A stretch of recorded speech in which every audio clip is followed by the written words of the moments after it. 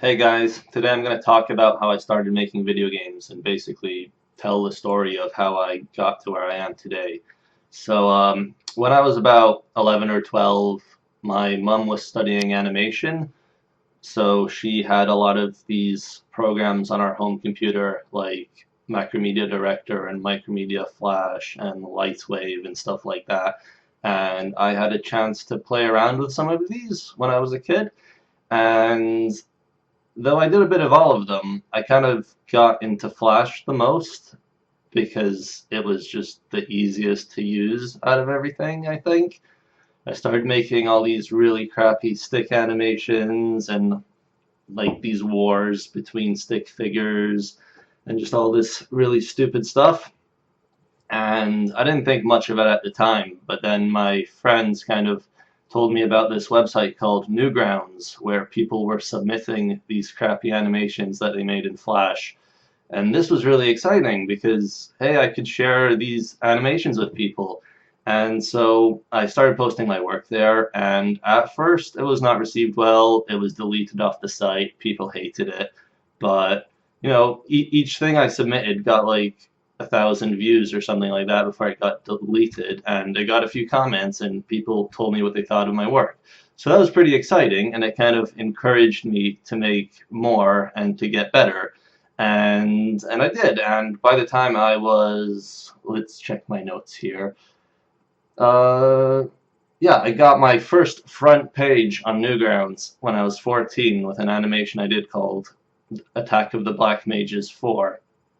And that means it was good enough to get featured. And it was only for a day, but it was still really exciting at the time. And I got something like 50,000 views or something in that time, so that was pretty exciting. And uh, and for a kid, that was really good. It gave me kind of a really good hobby to work on over the years, and I did. And the year after that, when I was 15, I made Final Fantasy Battle, which is this sort of really crappy parody animation of Final Fantasy. And if you looked at it today, you would kind of see that it looks a lot like the games I'm making now. So you could say that's where a lot of my ideas got started. And that animation I made got about 500,000 views in the week or two that it was on the front page of Newgrounds. So that was pretty exciting. And this was before YouTube was made. So like a website like this where anyone could post their work and get hundreds of thousands of views on it was really kind of groundbreaking at the time. And nothing else like it existed. Like today, pretty much anyone can post stuff on YouTube like I'm doing now. There's like no barrier to entry. You can just make a video with your phone and post it on YouTube. But back then, it was a lot harder, and what everyone pretty much used was Flash, which I guess most people my age were probably pirating it at the time and then just making all these crappy animations. So it was pretty exciting, and it gave us something to do when we were growing up. So let's see. hmm After a few years of making animations for Newgrounds, I kind of started to get bored of animating a bit because I realized, hey, it was a lot of work to make very little content. Like I could spend a month or so animating something that would only be about 5 minutes, of entertainment for some people, and that wasn't great. I kind of wanted to make more interactive things that that people would like watch over and over again because different stuff happened every time. Basically I wanted to make games, and at the time I didn't know anything about programming. I didn't even know where to begin, but it was something that was quite easy to do even without any programming knowledge in Flash. Like you could make buttons and control playback in your movies quite easily. So some types of games that were really easy to make were like dress up games, or kind of games where you click different buttons and different like cutscenes play. So that's the kind of games I started making. They're like really simple, but they were still interactive, and they had a lot more content in them than a normal animation would, which was pretty exciting. And I kept doing that, kept making these really simple games until I started university when I was 18. And that's when I really started to learn programming. And this was really important because I don't think I would have ever kind of got around to learning it on my own until it was, forced to me there. So when I was learning at programming at uni, I started to work on the epic battle fantasy games, which I'm obviously well known for today. And the games kind of increased in complexity as I kind of went through the programming course and learned more and more every year.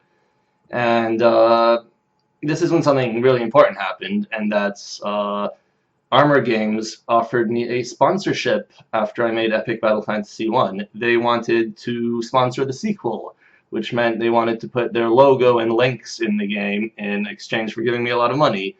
And basically, that means I'm advertising their site and they're paying me. And this was really amazing because I didn't know that you could make a decent amount of money doing Flash games and animations at the time. Like, I didn't know about this.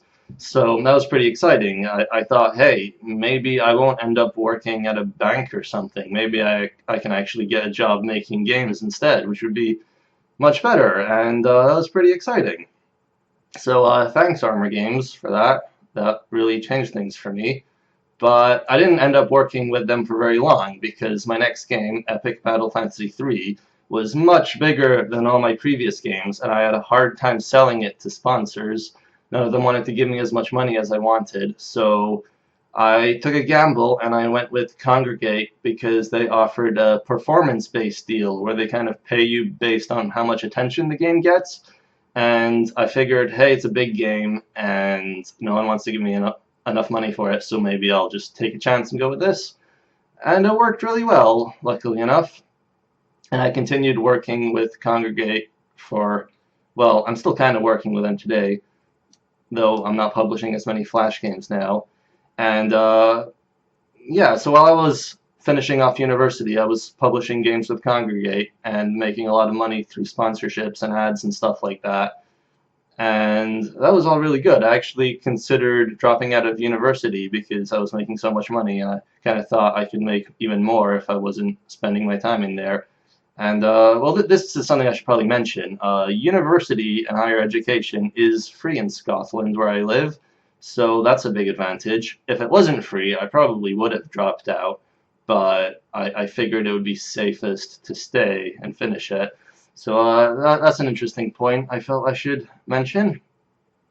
So, where was I?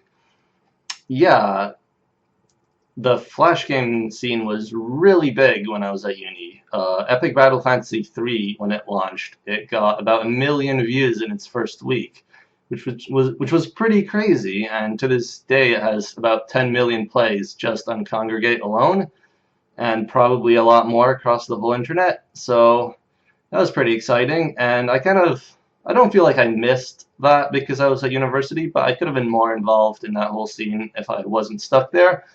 But anyway, once I finished university, I started working on Flash games full time because I had tons of savings now, and I wasn't really afraid of not having a stable job. And that's when I finished off Epic Battle Fantasy 4, and that was quite a success on the web as well, and that was my first time charging money for a game. The expansion pack to that was paid, and it sold quite well on Kongregate. But overall, I feel like the game was too big to be a Flash game on the web. Like, the web is better suited for lots of smaller games or just completely free-to-play games. So that's not what I was working on. And it's very lucky that around this time when the market started shrinking for Flash games that Steam Greenlight opened up, because I was considering making mobile games and I would really have rather not to make them because I do not like the mobile market at all. So I'm really lucky that Steam opened up and I put EBF4 on Greenlight, and it looked like it was never going to get onto Steam because the requirements were so high at first, but then they kind of opened it up and now the requirements to get onto Steam are pretty low. But overall, EBF4 has been a huge success on Steam, and I'm really lucky it worked out for me. But the major thing to take away from that is that I think a huge portion of my success, maybe even all of it, on Steam is due to the fact that millions of players have seen my games on the web first, like over the years. They've kind of followed me on Kongregate, on Newgrounds, on Armor Games, and millions of people have played my games.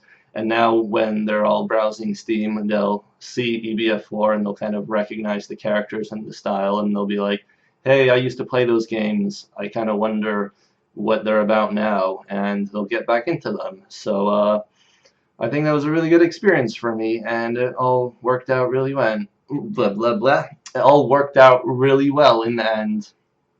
And though the Flash game market is a lot smaller now, it's still like thriving in a way. There's tons of games coming out. They're all pretty good, and you can still get hundreds of thousands of views on a game. Maybe it's harder to get millions, but you can still get a lot, and it's still a good place to kind of start making games.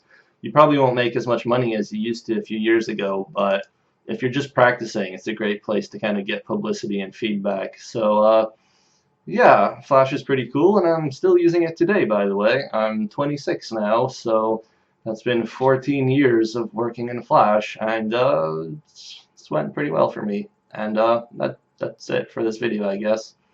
See you later.